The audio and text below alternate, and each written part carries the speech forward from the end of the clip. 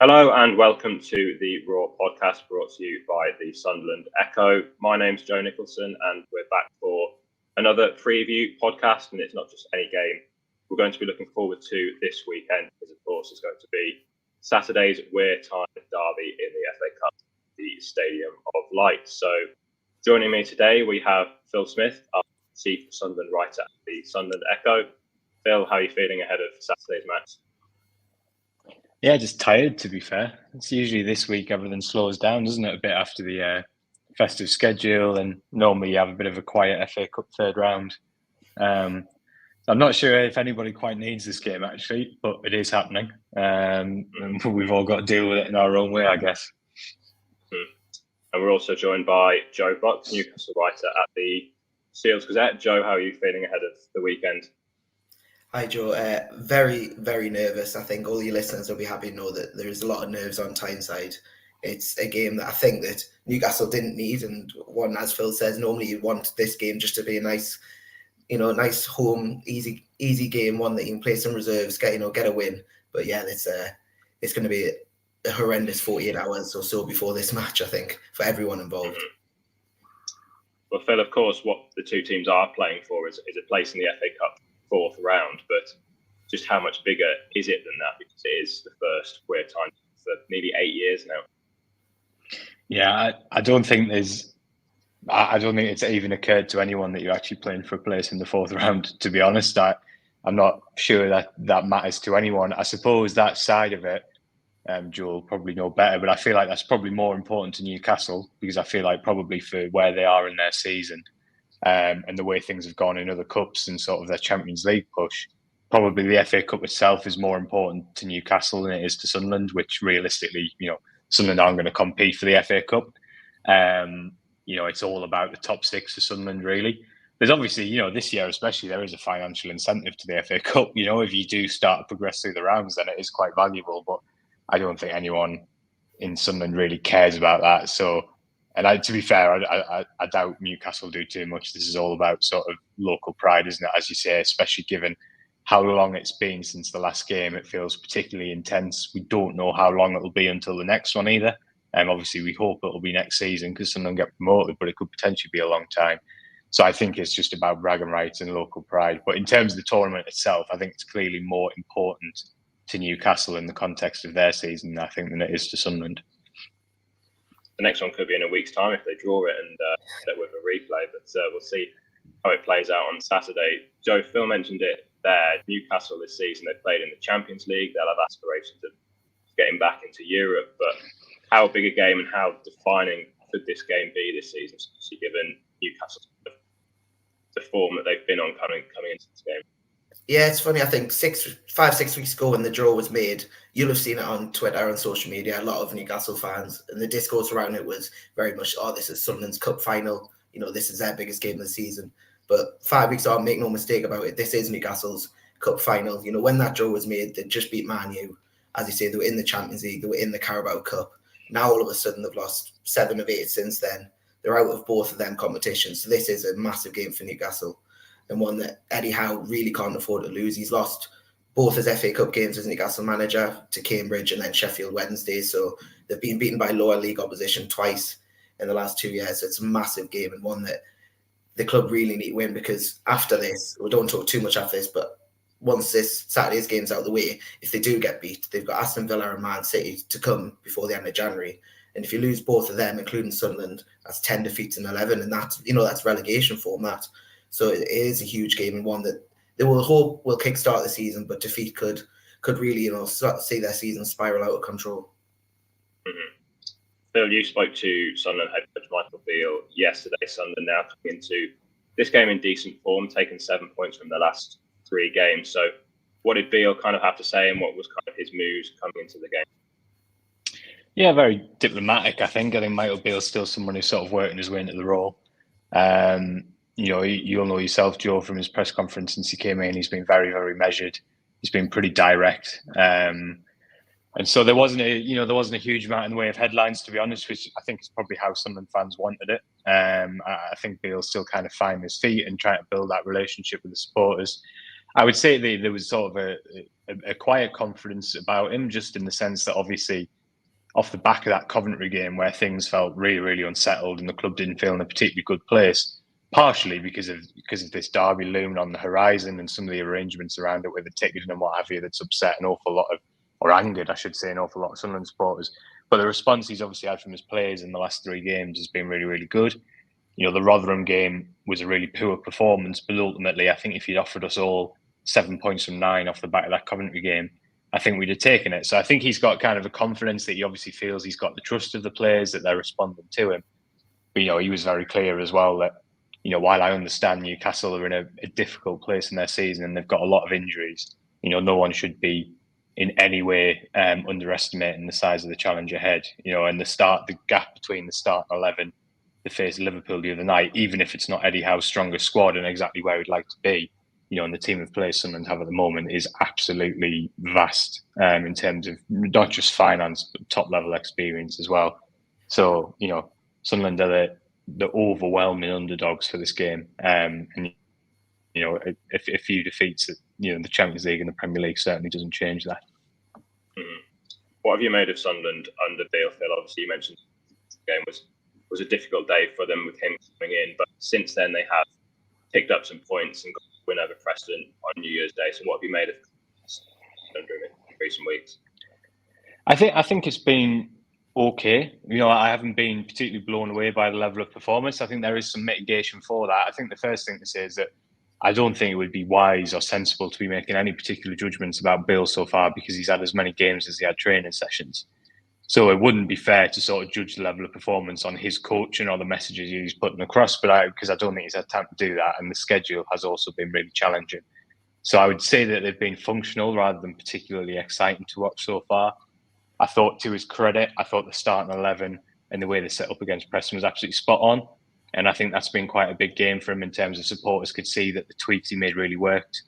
Trey Hume coming back across to his stronger side, Alex Pritchard drifting in from the right flank. It worked really, really well.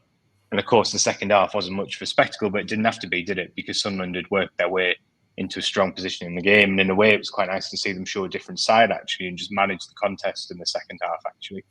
So I think Beale has sort of steadied his tenure after that Coventry defeat. I think fans have got a little bit more trust in what he's doing. I think they can see that he's got something about him tactically. But it is still very, very early days. And this is a hugely important game for him. There's no two ways about that, because if he can, even if it's not necessarily a positive result, if he can coax a really positive, spirited performance out of his players, I think that will really help him with his standing with the supporters. And the flip side of that is, if it turns out to be a really, really bad day for whatever reason, that will very, very quickly undo some of the positives of the last week or so. So it's definitely a big game in terms of his early days as a Sunderland head coach, and I think he's definitely aware of that as well. Mm-hmm. So you mentioned as well what a big game it could be for Eddie Howe. Newcastle's last game, of course, was that 4-2 defeat against Liverpool, where the game was very open. I think Liverpool finished with an XG figure of around 7.5. How do you see him approaching the game against? I think he'll do the same. I think against the lower opposition. Sorry to call it something lower opposition, but that's what it is. At home, they've done all right. They've done all right at home this year, bar the Nottingham Forest game. They've turned up. They've dominated the ball at times, and they're a little bit less chaotic against some of the bigger sides or the teams that will take them on. As you mentioned about Liverpool, they are a bit chaotic in that midfield. They haven't had the control they've had last year in that midfield three. So that'll be where I think the game will be won or lost if they can get that midfield three ticking and just control the ball. Because I don't know how Michael Beale will play. You're going to obviously know more than me, but for me, Newcastle will probably dominate large parts of the ball on Saturday. They'll have a lot of pressure on that Sunderland defence, and if they can get the first goal, I don't think they'll have too many problems. It's just conceding that first goal. They have struggled a lot with breaking teams down, who put a lot of men behind the ball this season. So I do worry that if they can concede that first goal, that Sunderland will be able to defend and look, very sort of, on the counter attack, very dangerous. Nottingham Forest did that very well on Boxing Day. They sat back and then attacked with their wingers, and obviously we saw Chris Wood get 3. So imagine that might be where Sunderland will look to exploit them on Saturday. But I think Eddie Howe has to just tell the team to play it like and treat it like a normal game. He's done that in games in the Champions League and the Carabao Cup final. They haven't changed much preparation before then. They'll want to treat it like a normal game, but obviously it isn't a normal game. We all know that. And I think that first goal will be crucial. And I just hope that Newcastle can get that first goal, because that'll settle a lot of nerves in the Newcastle team and, in the dugout and in the stands, of course. Mm-hmm. As you mentioned, there are a lot of injuries for Newcastle. Some of them are injury concerns as well. And there's still a lot of quality, and that's Bruno Guimaraes, Alexander Isak in that. Are there many changes that you think Eddie Howe can make with Wilson's been ruled out, Kieran Trippier? We know it's a depth of the game, but do you see him making many changes from the Liverpool game? I don't think so. I think it'll probably be the same starting 11. The only one, as you say, might be Kieran Trippier if he's fit enough to come back in. That is a risk, because obviously you don't want a half-fit Kieran Trippier playing, or half-fit anyone playing, to be honest. But I think he'll be the only one that might come in, and then you might see him at right back, Livermore switch over at left back. But I think he's probably not got very few options. The only other one would be Almiron, whether he plays on the right wing or whether they stick with Gordon there and then Joe Linton on the left wing. I think that's what they'll do. I think they seemed, as much as it was chaotic and a bit all over the shop against Liverpool, they did seem a little bit more dangerous when they were set up like that. And last season they were phenomenal with Joe Linton on the left wing there. So I imagine that'll be the way they go, and it'll probably be the same starting 11 as it has been in every game they've played this year. They haven't been able to rest any players for any of the games with the cup draws they've had, and he certainly won't be resting any players on Saturday. Mm-hmm. In terms of how Sunderland line up, Phil, we saw Alex Richard come to the starting 11 against Preston. Still doubts over Roberts. Do you think there's many changes that Beale can make? No, I'd actually be surprised if there are any changes, unless, there's obviously, I think this game does sort of demand its own, I think it exists in its own universe, to be honest. And so I think you do pick a team specifically for this game. And obviously we did see that, when Mike Dodd's that Leeds game, which I suppose there's kind of some similarities with, in which someone kind of set up to nullify Leeds' attacking threats and they switched to a back three. So you definitely can't rule out something like that. But I just think, to me, the balance of that side is probably, the play against Preston probably about right for what's coming up in this game. I think that Sunderland will have to be resolute. They are going to spend most of the game without the ball. But they also need to have a counter-attacking threat. Otherwise, they're just going to be inviting waves of pressure. And I think Rusyn, it was a big step forward for him against Preston. I think he has to play. I think he's also, the thing about Rusyn is he hasn't always found it easy to impact the game, but he's got a really good work ethic and he's very energetic. So he can press, he can track back, he can offer threat on the counter. I think Job similarly is going to be so important because he has that running power. I think in a game like this where you're not going to have a lot of the ball, those players who can get from box to box are going to be really important. So I don't see a huge amount of changes. The obvious one where the question mark at the moment is, as you mentioned, is Patrick Roberts. Is Beale playing mind games a little bit by saying he's a big doubt, or is he just being genuine? And, I think realistically, it feels to me like maybe he might be able to sneak onto the bench and be a bit of a sort of a last chance saloon, maybe coming off in the last stages of the game. I feel like the balance of the side was pretty good against Preston, and I think Beale will be reluctant to disrupt it too much, particularly because I think those players like Job, Clark, Rusyn, and even Elise to an extent are going to be really important, ensuring that it's not entirely one-way traffic, I think, and that someone can actually ask some questions of Newcastle, and that's going to be so important because they are going to have to defend for most of the game, but if they're just defending their box for 90 minutes, the quality that Newcastle have, it's a matter of time. So it's really important that he finds that balance between, ensuring that he does have some real legs who can hurt Newcastle as well. Touching earlier, Phil, about the kind of resources of the two sides. I saw a kind of tweet earlier, breakdown of each side cost. The Sunderland team that played against Preston, the Newcastle team played against Liverpool, and the estimated Sunderland team was about 2 million, and then one of the Newcastle one was about 250 million. So just how big a step up is this for Sunderland? Because I spoke to Dan Neil after the Preston game, and he was saying how when they played Fulham last season, that was quite a big incentive for them to come up against a Premier League team and hold their own over 2 games, but it is going to still be a big step up to take on Newcastle. Yeah, massive. And that tweet, by the way, some of the fees I saw for the Sunderland players looked a bit inflated to me, so I'm not even convinced the team actually cost as much as it was in that tweet. So I think it's a huge step up, and I think it is a really interesting one, because I think that Sunderland have shown that they can compete with really good opposition. And the players and Tony Mowbray talked a lot about that Fulham game last year when they drew, even though Ross Stewart got injured early in the game. It gave them a huge amount of confidence in terms of, some of the games we talked about when they went away from home and won in the last stage of the season, West Brom being the obvious one. It really made them believe that they could play their own style against, top level opposition. And I think even though I understand they're in the Championship now, but let's be honest, they're a bottom half Premier League team. Leicester this year, they competed with really well and could have got a point. So I do genuinely believe that this Sunderland team can compete with Premier League opposition.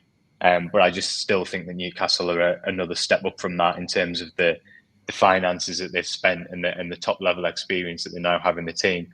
I understand that it's not the strongest Newcastle that Sunderland could be facing, and I think particularly, they don't have the depth at the moment that they maybe had right at the start of the season or last season. I understand that they'd be a different side if they could bring Wilson off the bench, if they could bring Harvey Barnes off the bench or Willock off the bench. That would be a totally different facet to the game. But I still think that, I think it's good that Sunderland are coming to this into a good frame of mind. But I don't think anybody should be getting carried away by sort of form guides. The gap between these two teams financially is insanely vast, and that ultimately is where most football matches are won or lost, and we see that every season. And Joe, just go back to Eddie Howe. Obviously, he's done a great job to get into the Champions League last season and had a decent start to this season. But just watching Monday Night Football the other night with Jamie Carragher, and he was saying that if Newcastle were to lose this game to Sunderland, maybe some of the fans could start to turn.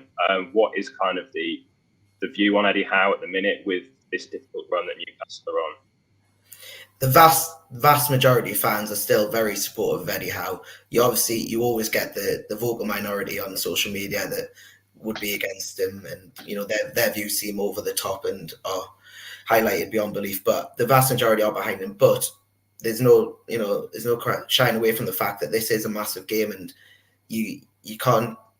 Sunderland, every manager wants to beat Sunderland, but not many Newcastle managers have in recent times, and this is one where, as I said before, if you get beat and then you lose the next couple as well, all of a sudden you end in January with 10 defeats and 11. That's a big issue. I don't think the owners will act. I think the owners have, Eddie Howe's got the full support of the owners and the staff, and I think that you'll at least get till the end of the season, see where they are by then.